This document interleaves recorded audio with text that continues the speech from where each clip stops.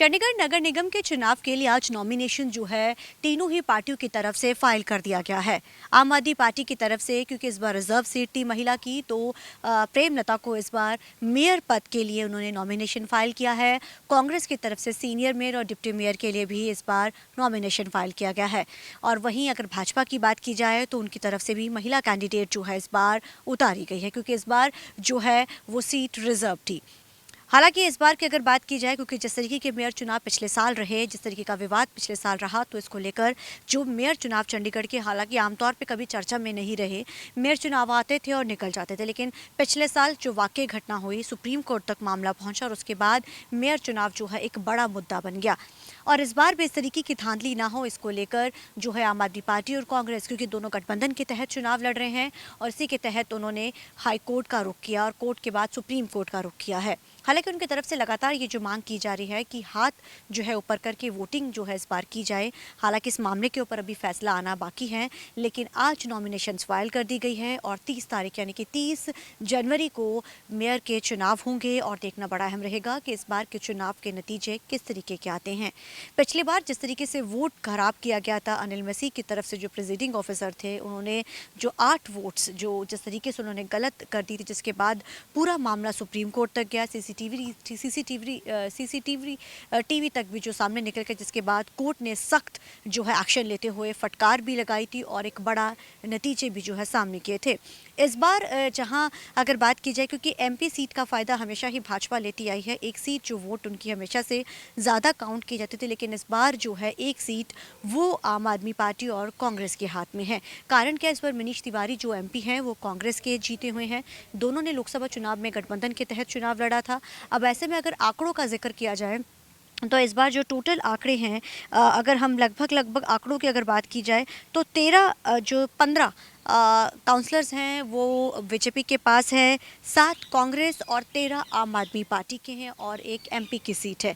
इन आंकड़ों को अगर देखा जाए तो 21 टोटल जो है वो आम आदमी पार्टी और कांग्रेस के गठबंधन के तहत बनते हैं और 15 जो हैं वो उनके पास जो है बीजेपी के पास रहते हैं।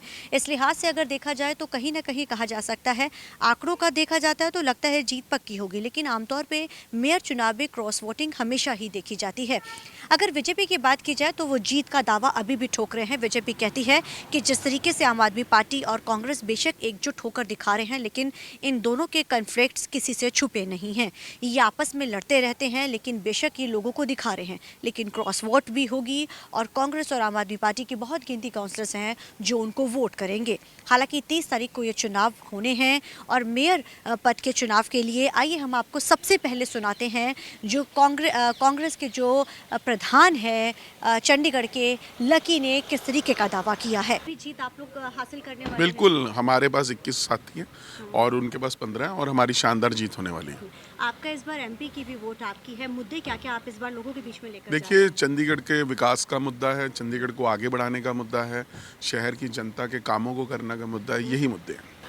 तो आपने सुना, लकी ने जहां जीत का दावा किया है, उन्होंने कहा है कि जीत जो है वो हमारी ही होगी। और मेयर, क्योंकि प्रेमलता एक वोकल जो लेडी अक्सर जानी जाती है, कोई भी मुद्दा हो प्रेमलता हमेशा ही जिन्होंने मेयर पद के लिए अपना उम्मीदवार जिन्होंने उतारा है आम आदमी पार्टी और कांग्रेस ने, वो वोकल भी मानी जाती है और खुल के मुद्दों को लेकर अक्सर वो विरोध करती नजर आई है और सबसे आगे नजर आती हैं। पिछली बार की अगर जो मेयर चुनावों का देखा जाए तो प्रेमलता ने ही सबसे ज़्यादा आगे उठ के इन मुद्दों को उठाया था। वैसे में इस बार वो चुनाव लड़ रही हैं, जीत का दावा आम आदमी पार्टी भी कर रही है और वो कहते हैं कि जीत हम हासिल करेंगे और जीत जाहिर है हासिल, क्योंकि वो आंकड़ों के तहत देखा जा रहा है। विकास के मुद्दे उन्होंने गिनाए कि कई बहुत सारे मुद्दे ऐसे हैं, चंडीगढ़ का विकास करना है, चंडीगढ़ के जो क्राइसिस, क्योंकि नगर निगम में क्राइसिस जो है बीते वित्त साल में बहुत देखने को मिला, तब ऐसे में वो क्राइसिस भी उन्होंने कहा है कि हम दूर करेंगे। डंपिंग ग्राउंड का मुद्दा एक बार फिर से उठाया गया, हालांकि चाहे सत्ता कांग्रेस या आम आदमी पार्टी की रही हो, चाहे फिर रही हो भाजपा की, उन्होंने लंबे समय यहाँ पे जो राज किया है, डंपिंग ग्राउंड का मुद्दा हमेशा वैसे के वैसा ही रहता है।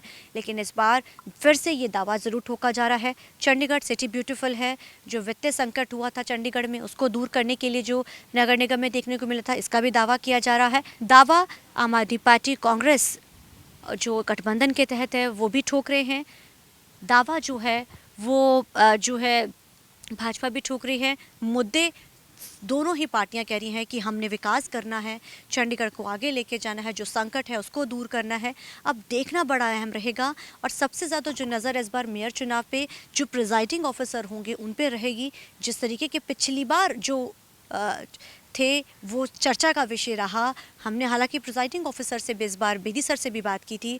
उन्होंने कहा था कि जो ये पद है बहुत पार्शियल पद होता है, क्योंकि मैं किसी पार्टी से ना होकर बल्कि एक सही और सही तरीके से ये चुनाव कराना चाहता हूँ। अब ऐसे में देखना बड़ा अहम रहेगा कि 30 तारीख को आखिर क्या एक बार फिर से आम आदमी पार्टी और कांग्रेस का मेयर बनता है या बीजेपी सीट पे जीत हासिल करती है, ये देखना बड़ा अहम रहेगा। कैमरामैन अलजिंदर के साथ चंडीगढ़ से TV9 के लिए अमनप्रीत कौर।